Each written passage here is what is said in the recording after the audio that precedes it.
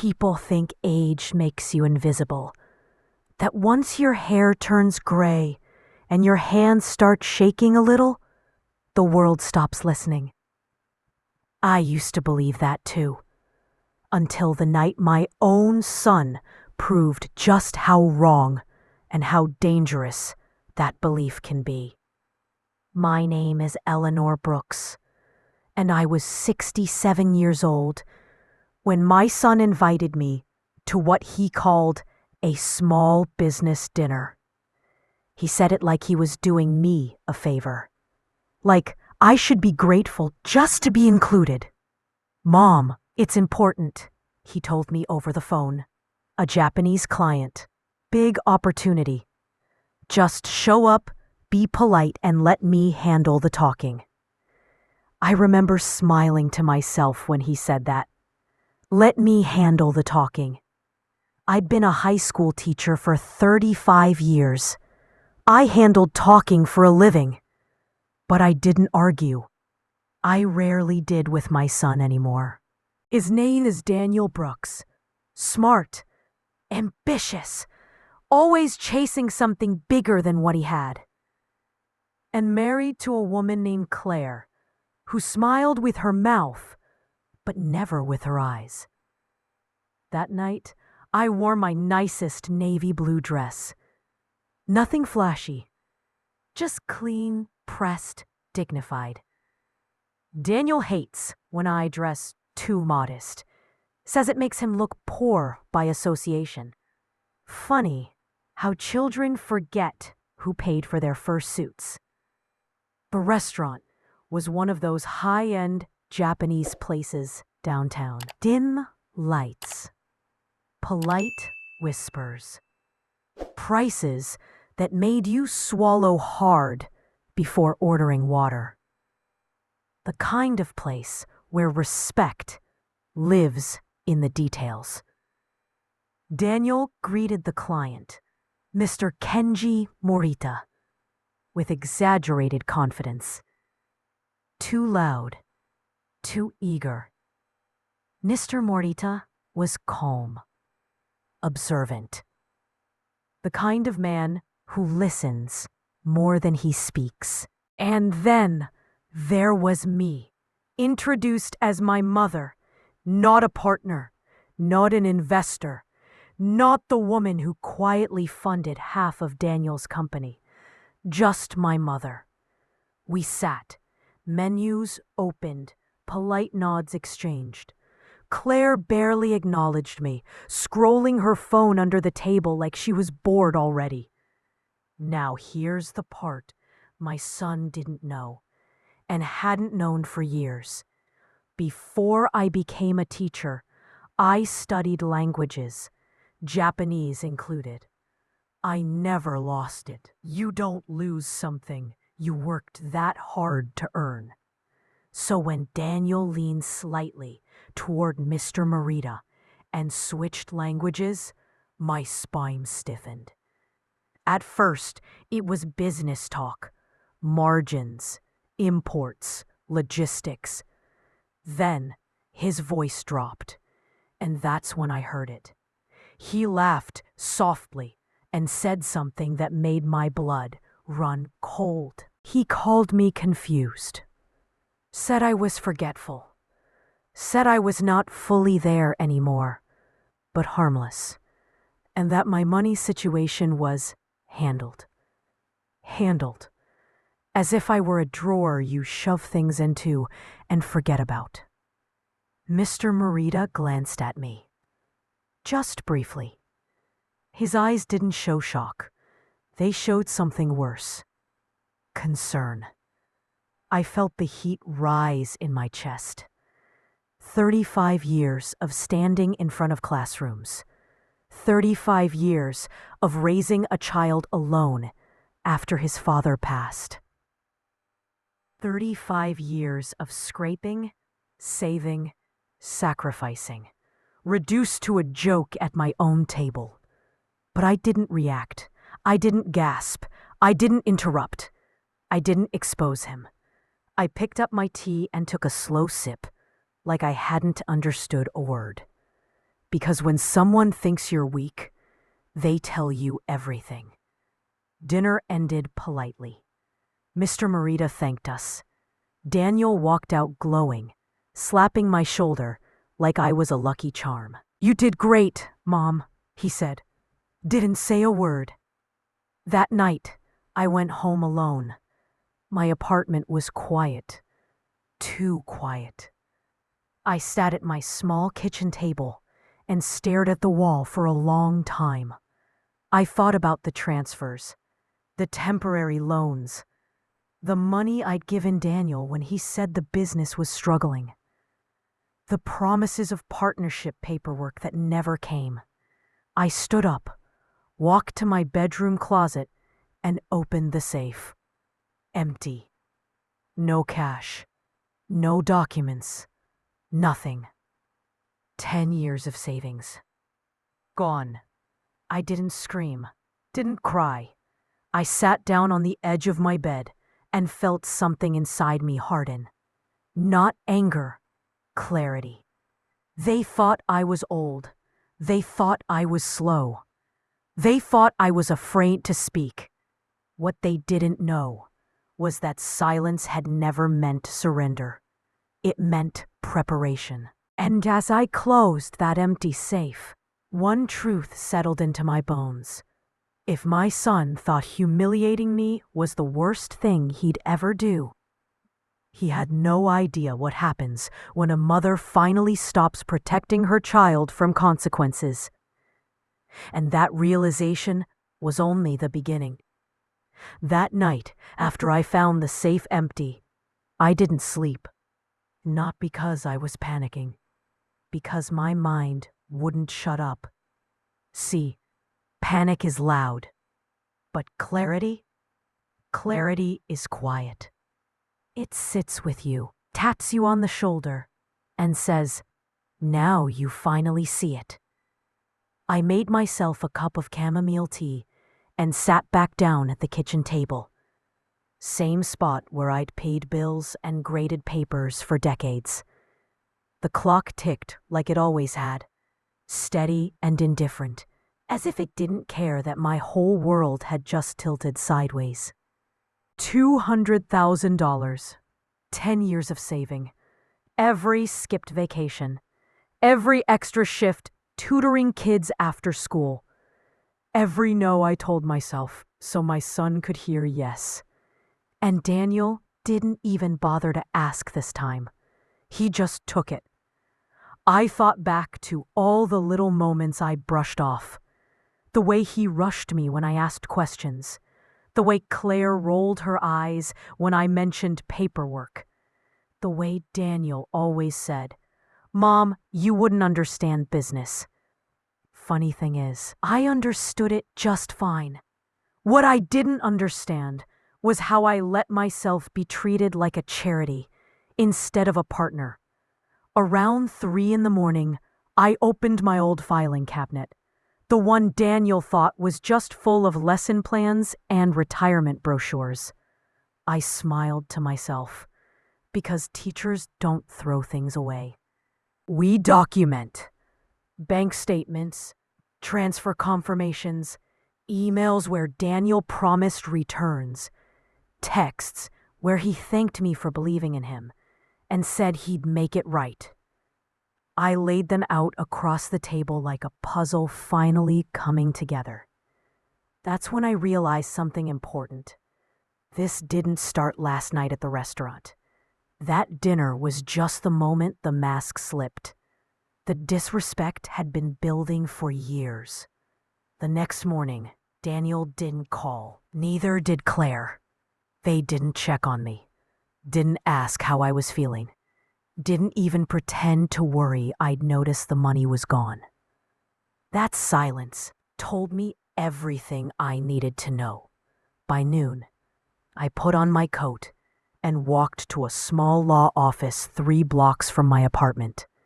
No appointment, no drama, just resolve. The lawyer's name was Martin Hale. Gray hair, tired eyes, sharp mind. The kind of man who'd seen families tear each other apart over far less money. He listened, didn't interrupt, didn't rush me. When I finished, he leaned back and folded his hands. "You have a case," he said calmly. "A strong one." I didn't feel relief. I felt something heavier. Grief. Because no mother walks into a lawyer's office hoping to sue her child. You walk in because you've run out of places to stand. Martin explained my options. Civil court. Settlement negotiations. Documentation would be key. I nodded through it all, already knowing my decision. "I don't want revenge," I told him. "I want accountability."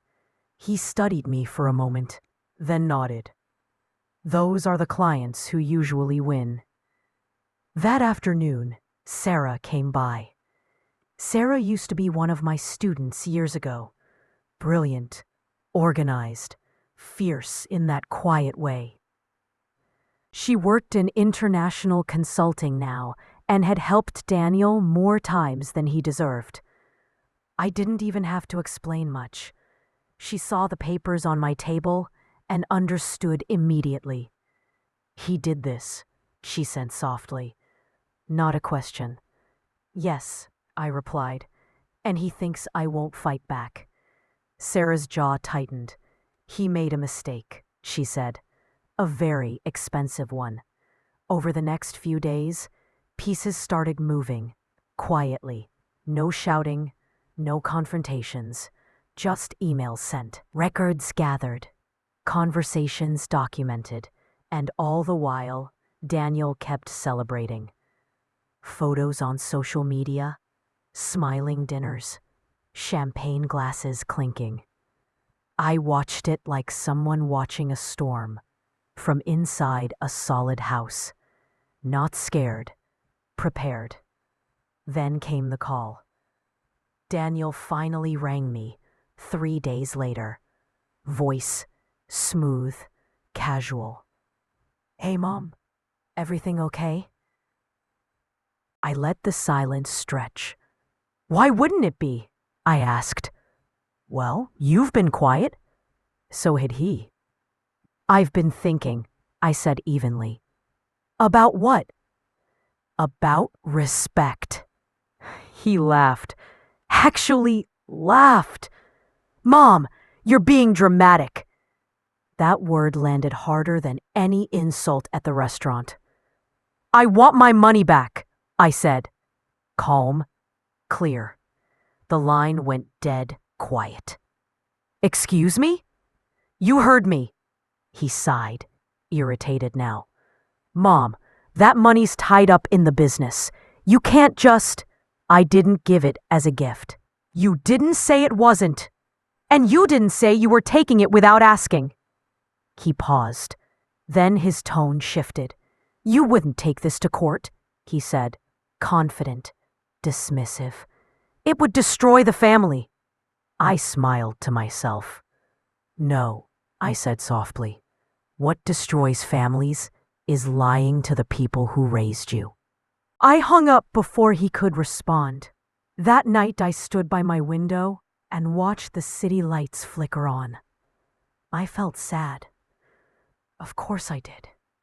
But beneath that sadness was something stronger than fear. Certainty. Because the moment a child believes their mother will always stay silent is the moment they stop being careful. And Daniel was about to learn that silence, once broken, has a way of echoing far louder than any scream.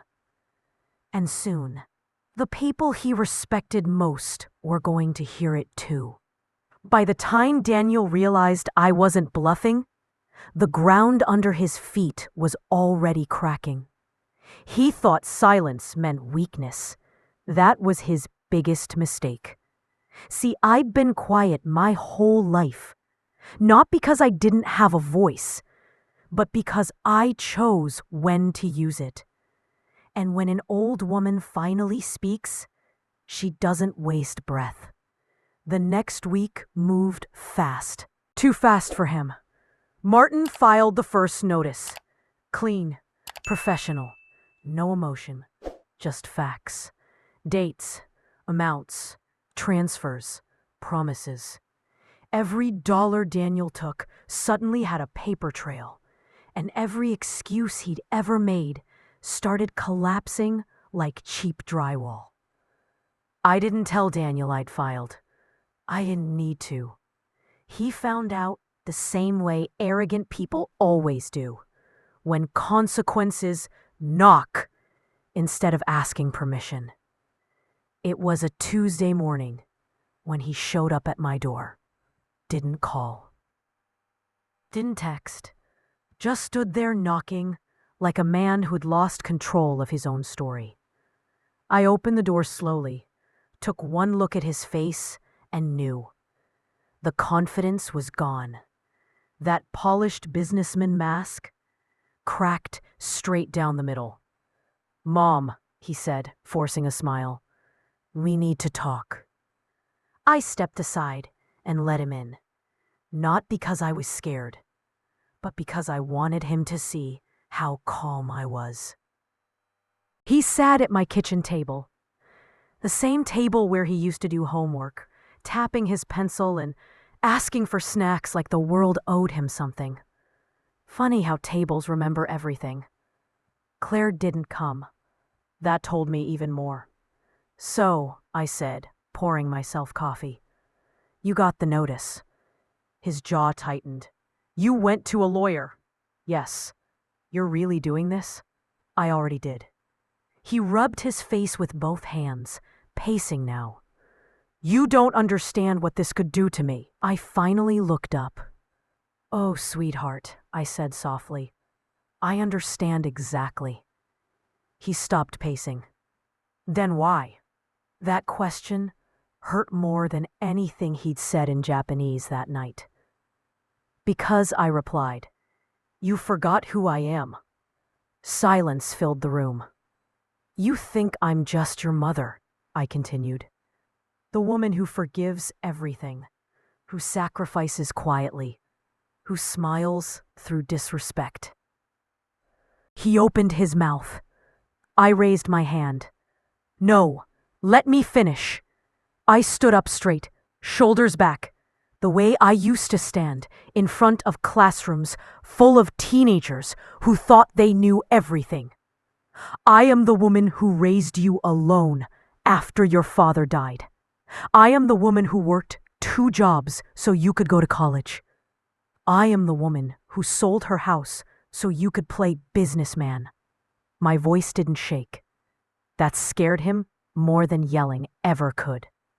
"And you," I said, stepping closer, called me demented to impress a stranger. His eyes dropped. "I didn't mean it like that." "You meant it enough to say it." He swallowed. "Mom," Claire said. I laughed. Not loud, not bitter, just tired. "She didn't put the words in your mouth, Daniel. She just caught you it was okay to use them." He sat back down, defeated now. "What do you want?" he asked quietly. There it was. Not "I'm sorry," not "I was wrong." "What do you want?" "I want my money returned," I said. "Every cent." "That's impossible." "Then court will decide what's possible." He shook his head. "You really ruin me like this?" I leaned forward. "You ruined yourself the moment you decided I was expendable." That's when the fear finally showed up in his eyes. A few days later, his lawyer called Martin. Then another call. Then another. Low offers, insults, dressed up as negotiations.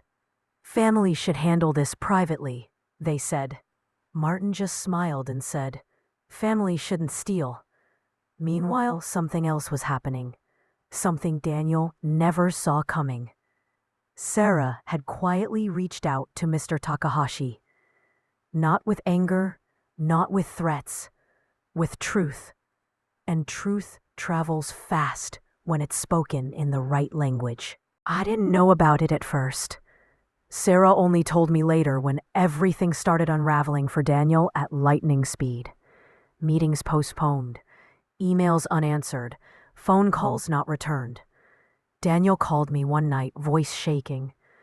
Takahashi canceled, he said. I stayed silent. He just canceled everything. I closed my eyes. The irony didn't make me smile. It made me sad. Mom, he whispered. What did you do? I told the truth, I said. That's all it ever takes. A week later, he showed up again. This time, not angry. Broken. He looked smaller somehow. Like the world had finally stopped bending for him. They want a settlement, he said. Please. I studied him. The boy I raised was in there somewhere, buried under entitlement and ego and bad choices. But I wasn't here to save him anymore. I'll listen, I said, but I won't bend. That was the moment the power shifted completely. Not because I yelled, not because I punished him, but because I finally chose myself. And Daniel finally realized something that terrified him more than losing money, more than losing deals, more than losing face. He realized his mother was no longer someone he could manipulate. She was someone he had to answer to.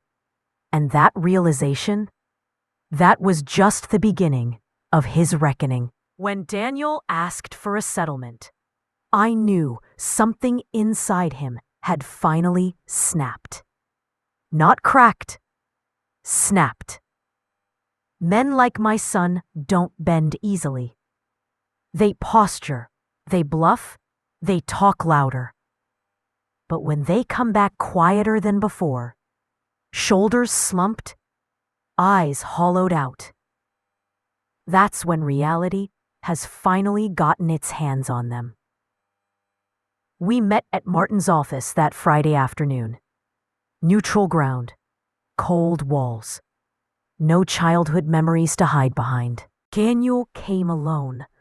No Claire, no swagger. Just a wrinkled suit and a face that looked like it hadn't slept in days. I sat across from him with my purse on my lap, spine straight, hands calm. I wasn't there as his mother. I was there as the woman he underestimated. Martin laid out the papers slowly, methodically, like a man setting pieces on a chessboard he already knew how to win.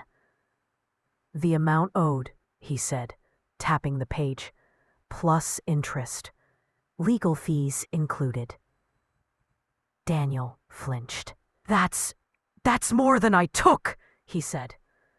Yes, Martin replied evenly. That's how consequences work. Daniel looked at me then, really looked, like he was seeing me for the first time in years. Mom, he said, voice tight, if I agree to this, it'll wipe me out. I tilted my head slightly. You wiped me out first. Silence. He ran a hand through his hair. I didn't think you'd notice so fast. That sentence hurt worse than the insult in Japanese. Not that he took the money, but that he thought I wouldn't even notice. I noticed, I said quietly. I always notice. He swallowed hard. What about family? He asked. What about forgiveness? I leaned back in my chair. Forgiveness comes after accountability, I said. Not before. Martin slid the papers closer to him.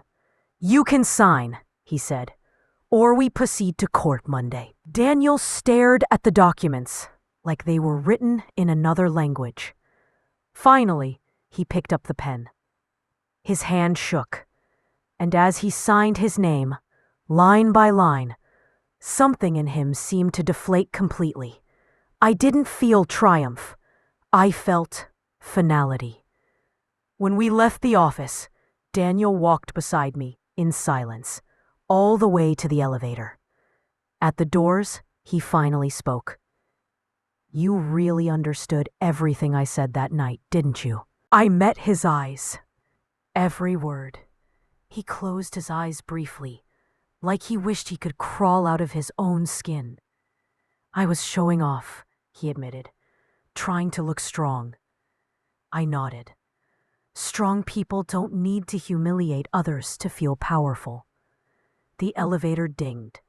Before the doors closed, he said softly, "I'm sorry." I didn't respond. Not because I didn't hear him, but because some apologies come too late to change what they needed to change. Over the next month, the fallout spread. Claire moved out temporarily. Daniel sold his second car, then his condo. Word travels fast in business circles when trust is questioned, and when a man is known to disrespect his own mother, people start wondering what he'll do to partners. Meanwhile, something strange happened to me.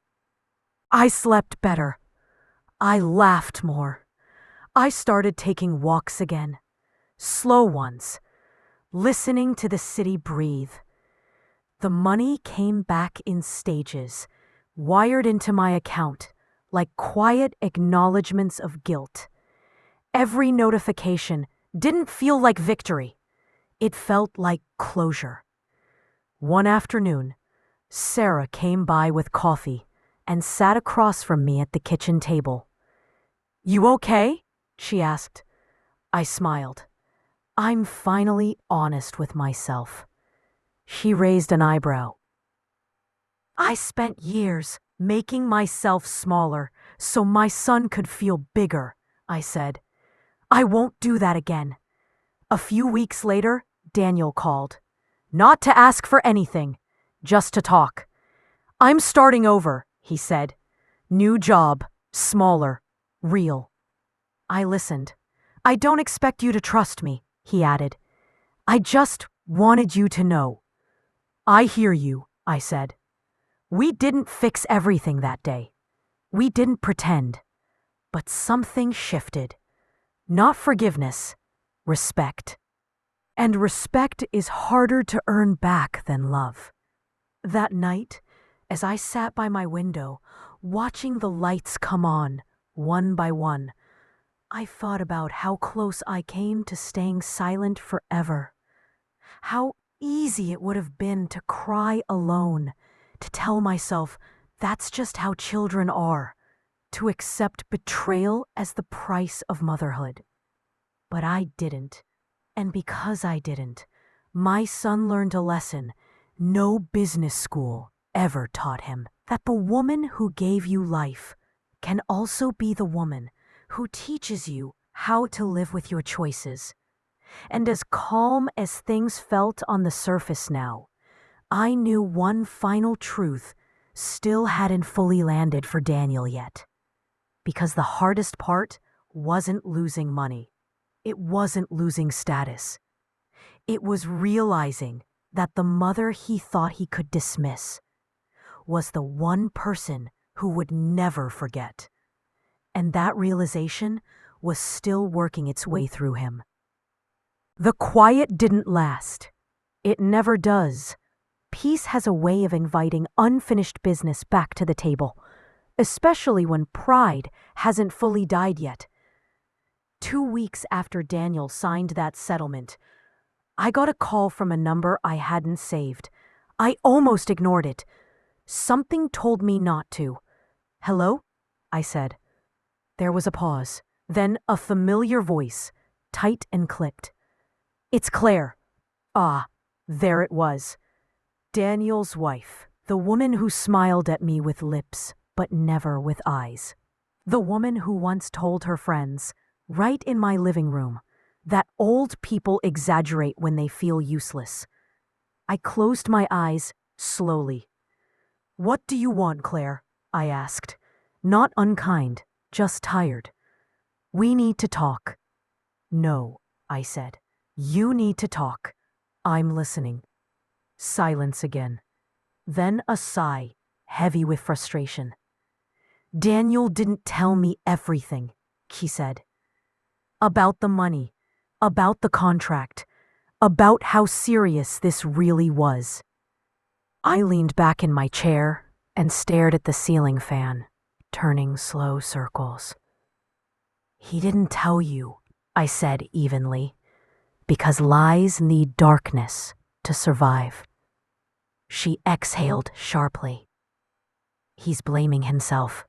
He barely eats. He's different. I almost laughed. Different only now that it cost him something. And, I said, and I think you went too far. There it was, the accusation, wrapped in concern. I sat up straighter. Too far? I repeated. Yes, you could have handled this privately. Without lawyers, without humiliating him. My voice dropped, calm but cold. Claire, your husband humiliated me in a public restaurant, in another language, assuming I was too stupid to understand. He took my money, lied to my face, and planned to keep lying. She didn't answer. So let's not pretend this is about dignity, I continued. It's about discomfort. Yours. You're tearing this family apart? She snapped. I smiled sadly. I stopped holding it together alone. Another silence. Then softer. What do you want from us? That question told me everything. Not what did we do wrong. Not how can we fix this. Just what do you want? I want respect, I said, and I already got it. I hung up before she could respond. That night, Daniel showed up at my door, unannounced, standing there like a boy who got sent to the principal's office, but still didn't fully understand why. He looked thinner, older, less polished. I told her not to call you, he said. She did anyway. I know. We stood there awkwardly until I stepped aside. Come in, I said. He sat on the edge of the couch, like he wasn't sure he was welcome. I'm not here to fight, he said quickly, or ask for anything. I know, I replied. You're here because your world feels unfamiliar now. That hit him. He rubbed his hands together nervously. I didn't think this would go this way, he admitted. I thought you'd get mad, cry, forgive me eventually. I nodded. That's what you trained me to do. His jaw tightened. I didn't realize how much I depended on that. Most people don't, I said, until it stops. He looked around my living room, at the neat shelves, the framed photos, the plants by the window. You look lighter, he said. I am, he swallowed. Claire thinks you're punishing us. I met his eyes. I'm teaching you. That word landed heavy. I don't hate you, Daniel, I continued. But I refuse to protect you from the consequences of your choices. He nodded slowly. I'm starting therapy, he said suddenly. That surprised me. I realized I learned some ugly things, he added. About power, about entitlement. About you. I stayed quiet.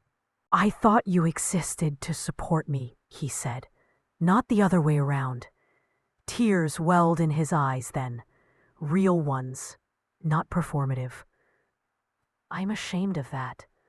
For the first time in a long while, I believed him, but belief doesn't erase memory. I accept your shame, I said gently, but trust takes time. I know. We sat there in silence, the kind that isn't hostile, just honest. Before he left, he paused at the door. You didn't break this family, he said quietly. I did. I didn't argue. The next few months were strange. Daniel kept paying on time. No excuses, no delays. He stopped bragging, stopped pretending. Claire stopped calling. I heard through mutual friends she'd started working again. Part-time.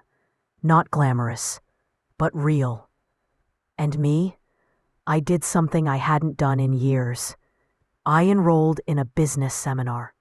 Not because I needed to, but because I wanted to.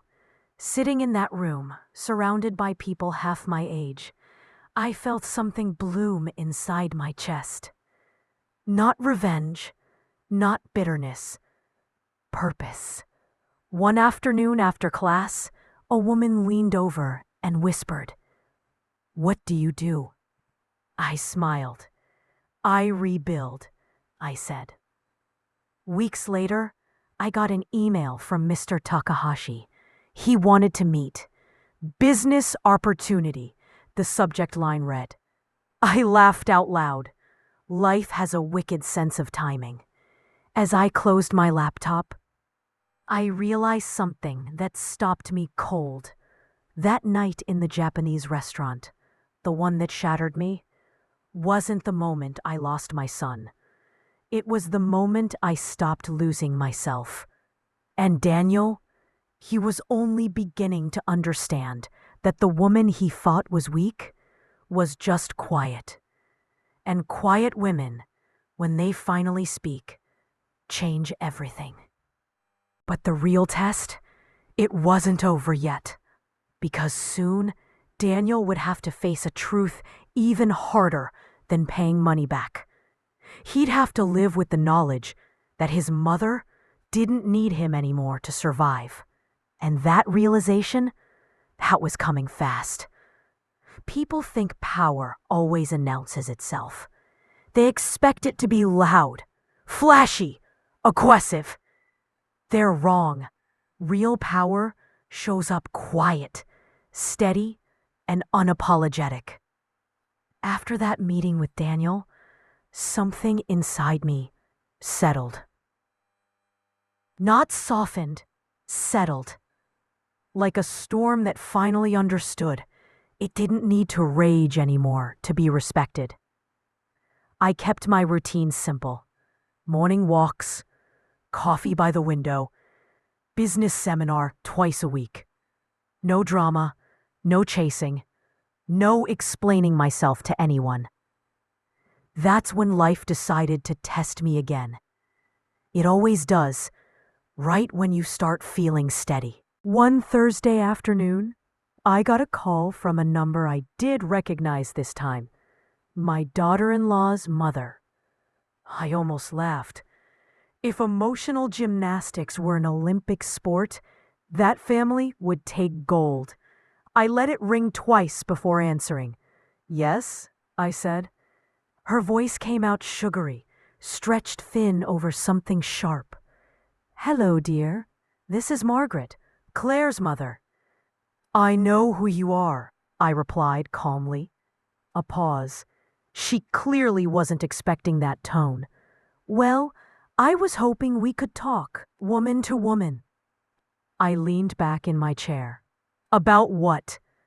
"About putting this unpleasantness behind us." There it was. Translation: stop holding people accountable so things can feel comfortable again. "I don't have any unpleasantness," I said. "I have boundaries." Another pause. "You know," she continued, "families survive because women know when to let things go." I smiled. Families survive when people stop abusing patience and calling it love. Her tone cooled instantly. "You're hurting my daughter," she said flatly. "No," I corrected. "Your daughter is hurting because consequences finally caught up." Silence. Then, quieter, almost irritated. "What do you want?" I recognize that question now. "I want nothing," I said, which should tell you everything. I hung up. That same week, something unexpected happened. Daniel's kids, My grandbabies came to stay with me for the weekend. It was part of the agreement. Structured, clear, no room for manipulation. Rachel ran in first, arms wide open. "Grandma!" Matthew followed, older now, more observant. He didn't run. He walked in slow, eyes scanning everything like he was trying to understand a puzzle. After dinner, while Rachel colored at the table, Matthew sat beside me on the couch.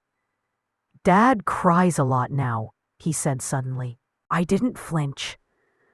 "Sometimes crying is how adults clean out their insides," I told him. "Did he hurt you?" he asked. Children always ask the right question.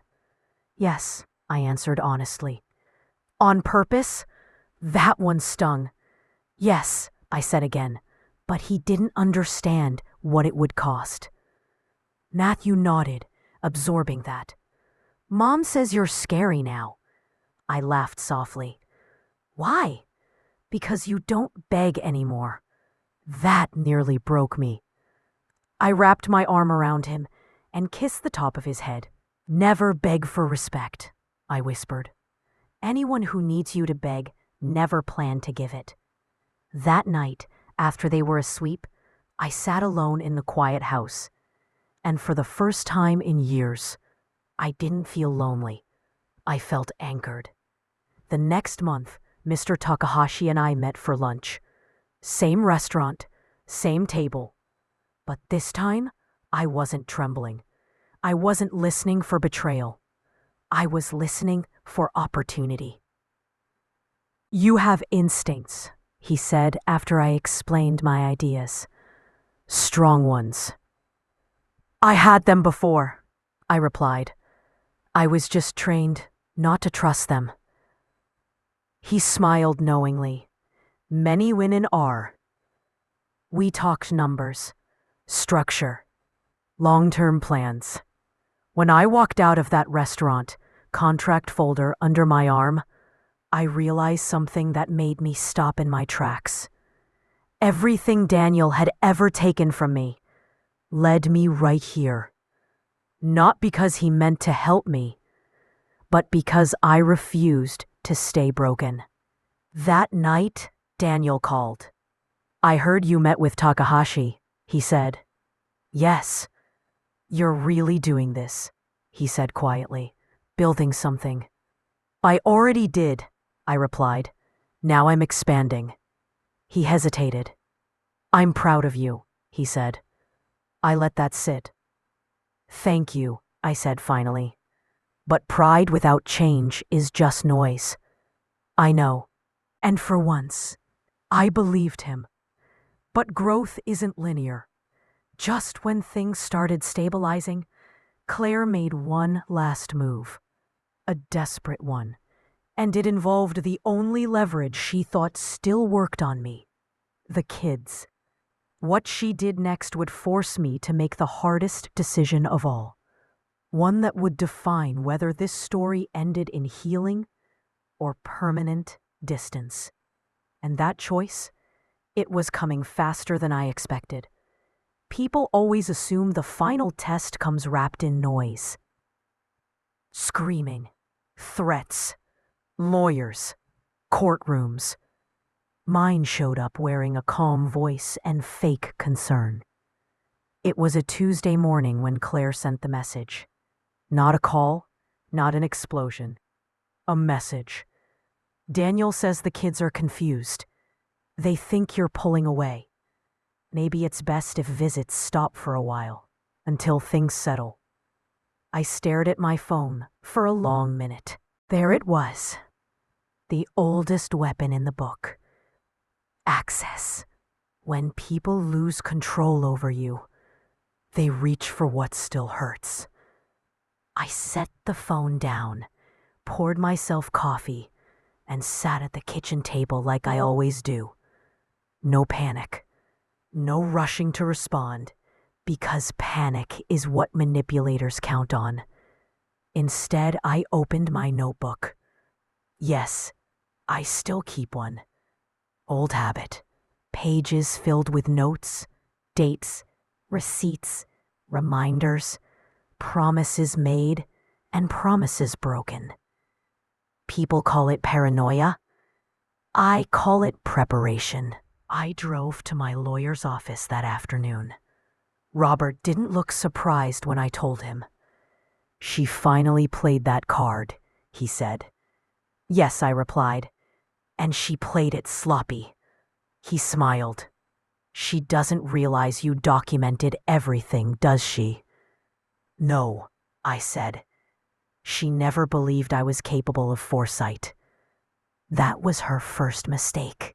We laid everything out: visitation agreements, proof of consistent involvement, records of gifts purchased directly for the kids, school communication, text messages. By the time we were done, Robert leaned back. "She can't block you," he said. "Not legally, not morally, and definitely not cleanly." "Good," I said. "I don't want drama. I want clarity." That night, Daniel showed up at my door. No warning, no excuses. Just standing there, hands empty, shoulders slumped. "I didn't know she sent that message," he said immediately. "I know," I replied, "because she wouldn't have wanted witnesses." He stepped inside slowly, like someone entering a place they weren't sure they still belonged. "She says you're turning the kids against her," he continued. I met his eyes. Have I ever spoken badly about her to them? No. Have I denied her access, insulted her, or tried to rewrite history? No.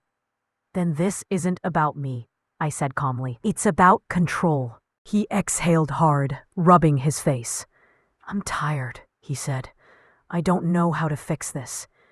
I softened, but only slightly. "You don't fix manipulation," I said.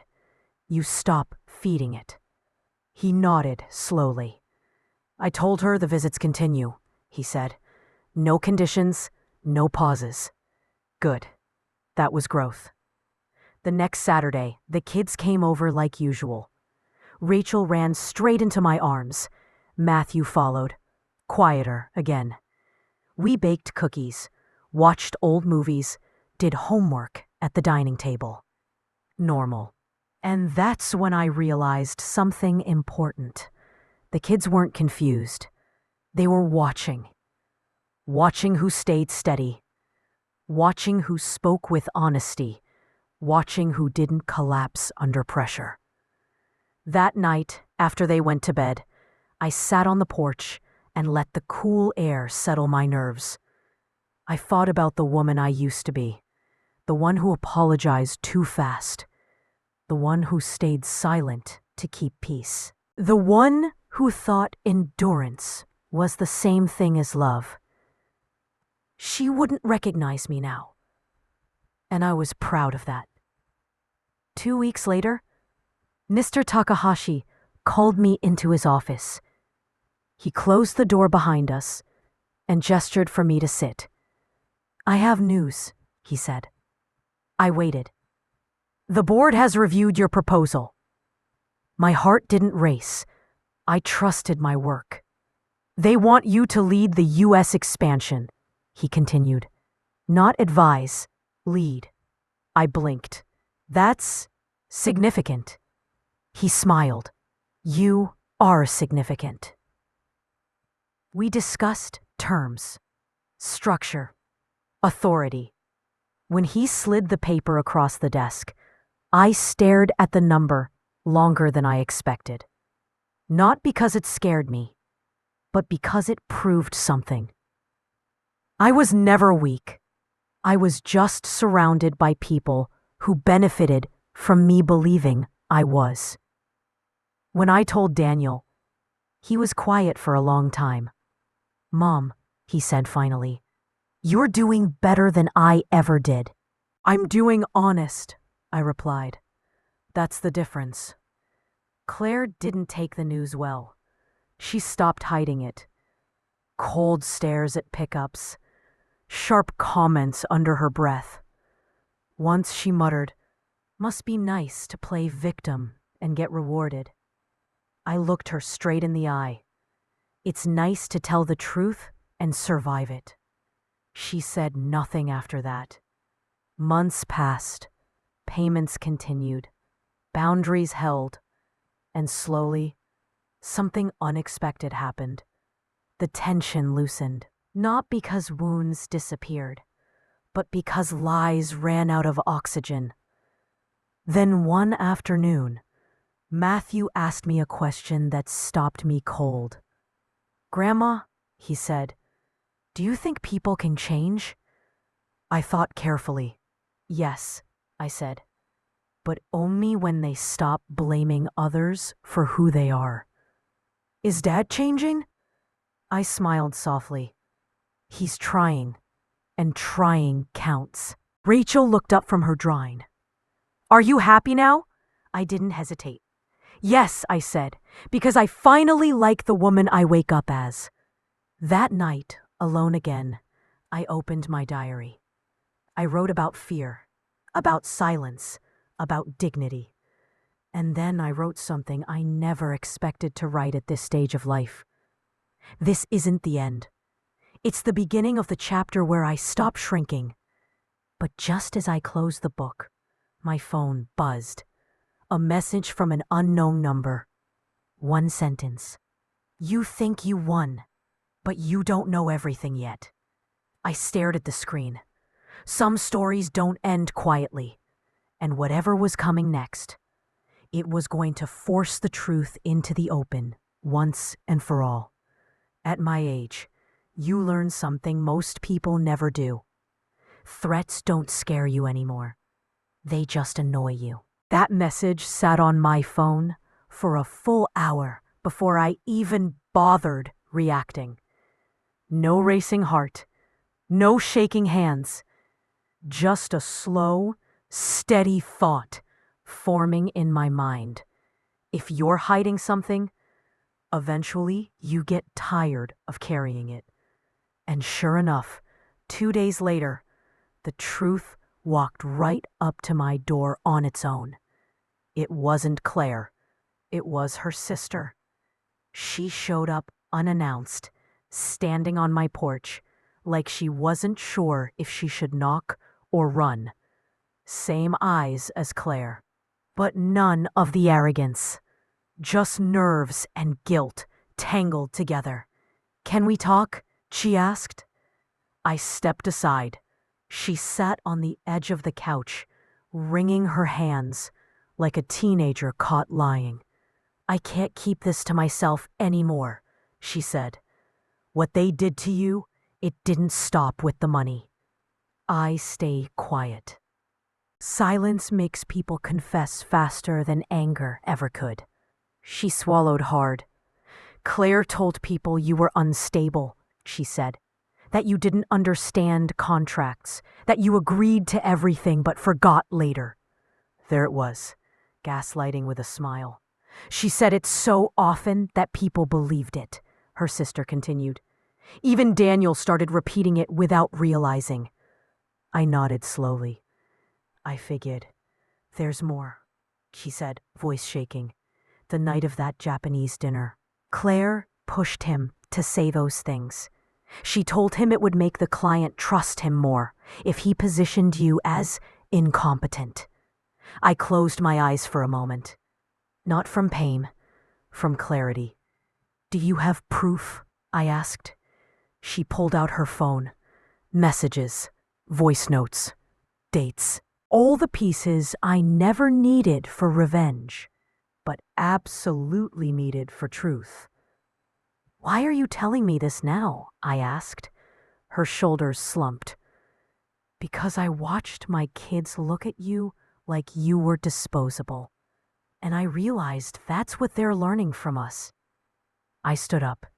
"You did the right thing," I said, even if it came late. The following week, everything changed. Not with yelling, not with court, with exposure. Daniel confronted Claire with the evidence, not dramatically, not cruelly, just calmly. And that calm broke her harder than any scream ever could. She didn't deny it. She didn't apologize either. She just said, "I did what I had to do." That sentence told me everything. They separated quietly. No public meltdown, no screaming matches, just consequences moving in slowly and staying. Daniel didn't come to me for comfort. He came to me for accountability. "I don't expect forgiveness," he said, "but I needed you to know I see it now. All of it." I looked at him for a long time. "I didn't raise you to be perfect," I said. "I raised you to be honest. You forgot that somewhere along the way." "I know." "And you're not a bad man," I continued. "But you made bad choices because they benefited you." He nodded. "That's the hardest part to admit." The kids adjusted better than anyone expected. Children always do when adults stop lying. They saw 2 households now, 2 sets of rules, but one truth. Grandma wasn't the problem, and that mattered. My business grew, not explosively, correctly. Steady clients, clean contracts, respect without begging. I didn't chase recognition. It showed up anyway. One afternoon, while watering the bonsai in my office, I caught my reflection in the window. Gray hair, straight spine, calm eyes, and I smiled. Not because I won, but because I didn't abandon myself. That's the real victory nobody talks about. Months later, Daniel handed me one last envelope. The final payment. He didn't say much. Neither did I. Some things don't need speeches. We hugged, not tightly, but honestly. Claire never asked me for money again. She learned something the hard way. Charm without character expires. And now, at 70, I wake up every morning without regret. Not because my life is perfect, but because it's mine. And if there's one thing I want you to take from my story, it's this. You are not cruel for setting boundaries. You are not weak for demanding respect. You are not too old to start over, especially when the people hurting you are the ones who taught you to love first. If this story hit your heart, if it reminded you of someone you know, or maybe of yourself, take a second, leave a comment, tell me where you're watching from. And if you want to hear more real stories like this, stories about dignity, strength, and starting over when nobody expects you to, make sure you subscribe. Because trust me, sometimes the best chapters don't start until everyone thinks your story is already over.